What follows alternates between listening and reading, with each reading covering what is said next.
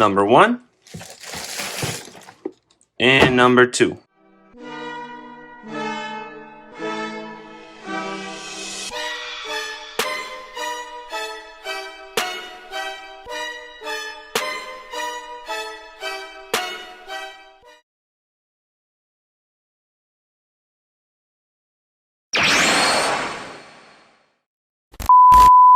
Alright, what's good YouTube? Dawson here from JD Hunters, back with another video and back with another unboxing and back 3 times with another Dragon Ball S.H.Figuarts video. Now, a few things to get to before we start the video. Number 1, the setup's looking a little busted. Forgive me. I'm getting a new desk this week, so I'm gonna have a brand new unboxing setup. So this is like the last video on this setup, so let's get some F's in the chat. Number 2, yes, this is an unboxing. Yes, I already opened the box. I got this package in today. I didn't know what was in there. As soon as I saw this, I knew that the time had finally come. And number 3, before we get into this video, for those of you wondering where the May Dragon Ball S.H.Figuarts collection update is, I haven't been able to do it because nothing's changed. Literally, I've been waiting for these 2 figures here. And then maybe 1 more figure have coming in the mail, so I think I'll skip May and I'll do another collection update towards the end of June. So I do apologize for not having one this month, but there's like literally nothing to show you guys. So that's enough talking. Let's open up these figures. I've been waiting long enough. All right guys, here we go. Here is the package from Big Bad Toy Store.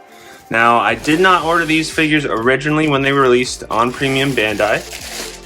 Number 1. And number 2. I actually waited and got these on one of the pre-order releases that were supposed to come out in December. So I think I ordered these last summer. So literally a year ago. I ordered these from Big Bad Toy Store just because they shipped to Canada. Premium Bandai did not. And some of the import sites that I usually get my Premium Bandai figures from didn't get these guys in. So yeah, you guys could tell from the title of the video, this is the Son Goku Ultra Instinct Sign Event Exclusive Color Edition, as well as the Android 18 Event Exclusive Color Edition. Now, the only figure I didn't get was Android 17. That's because if you guys watch some of my other Dragon Ball videos, my collection videos, you know I already have the Classy Adventurer version. So I just kind of felt like I didn't really need them. So stuck with these 2. They were expensive enough as it is. So if I didn't need 17, I wasn't going to pay what I paid for these 2 to get them. So let's start with Goku. So my excitement for Goku is a little bit dulled compared to 18, only because I got the Demoniacal Fit, what's it called, Limit Breaker or whatever, so I've basically already seen this figure. But I don't have him with the actual Ultra Instinct head on, I just have the Super Saiyan Blue head on. So here it is guys, the side of the box, the Son Goku Ultra Instinct Sign. Like I said guys, I have been waiting a year for these figures. Here's the back and here's the big reveal. And wow, there he is guys, Ultra Instinct Sign. I know you guys have probably seen a million review videos. Maybe some of you already have this figure in your collection. Just let me have my moment, okay? So here he is, Goku in his Ultra Instinct Sign version, not the mastered version.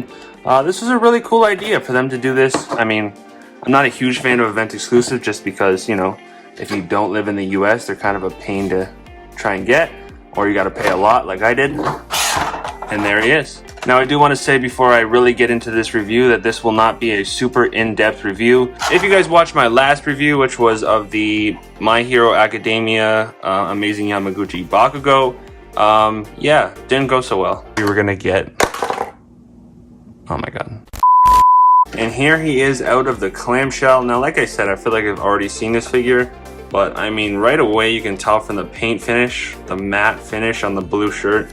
I mean, this is high quality stuff from Tamashii. And in addition to that, we've gotten so many Gokus from Tamashii that like the articulation is standard. But I'm just gonna give my brief thoughts and I'll kind of give it a score like I usually do. Now, sometimes in my unboxing videos as well, I like to sort of pose the figures up at the end and show you guys how I get them on my display. I don't think I'm gonna do that in this video just because I wanna sort of keep that a surprise for the next collection update video, which like I said at the beginning, should be coming in June.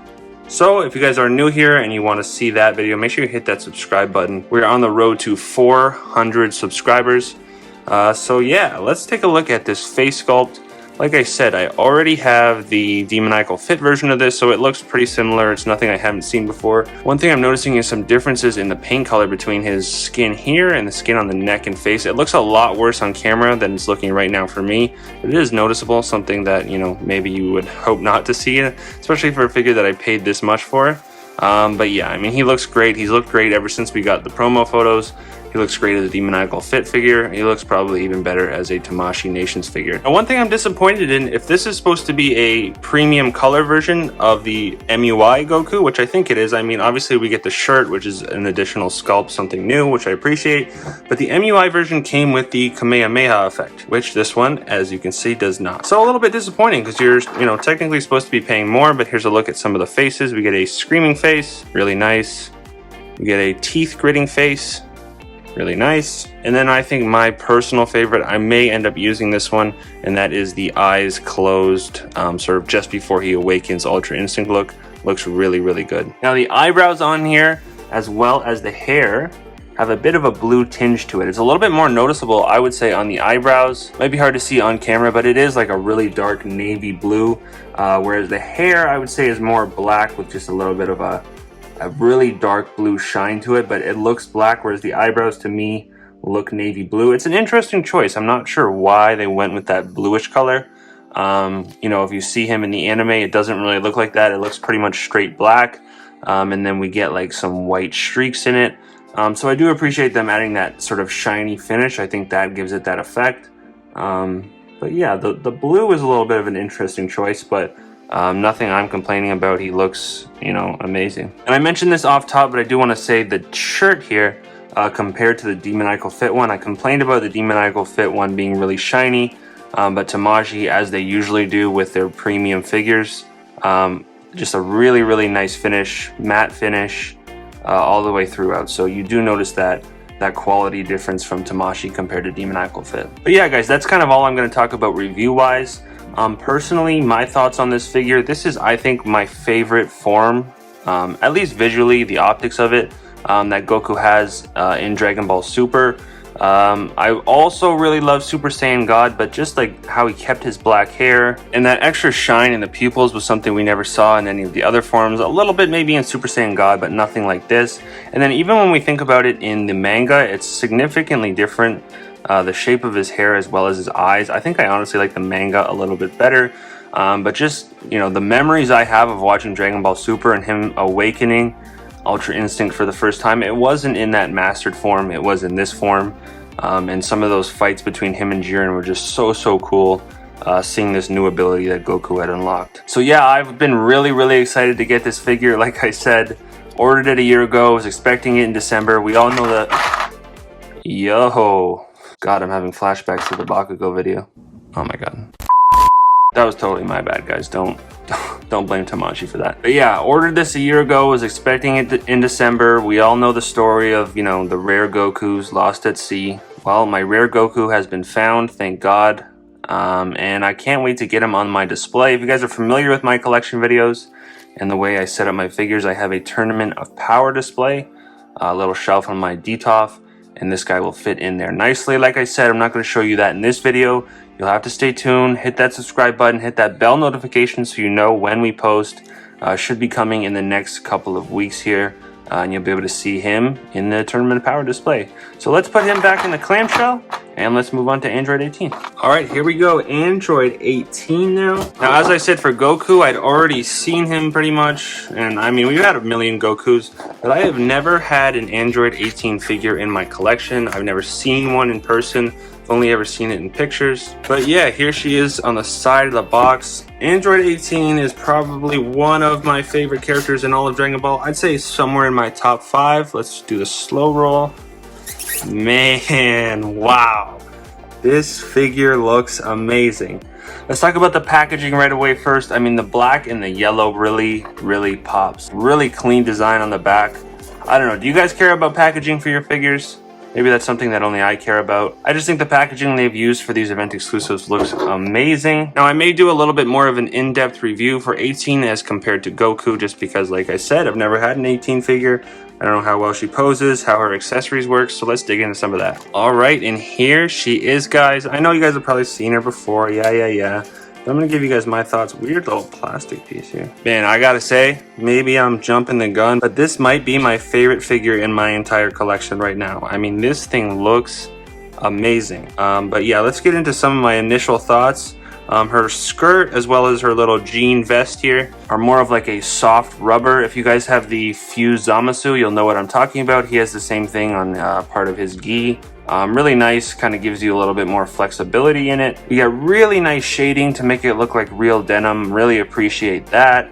We also get some shading in her hair, which is a really nice touch. We don't always get that from Tamashii. It seems to be sort of hit and miss, but I do appreciate it when they do it. I wish they did it with all their figures, but you know, I'm glad at least for this, you know, event exclusive premium figure that they shade it as they should. All right, getting into some of our additional faces. We've got this side-eye attitude face.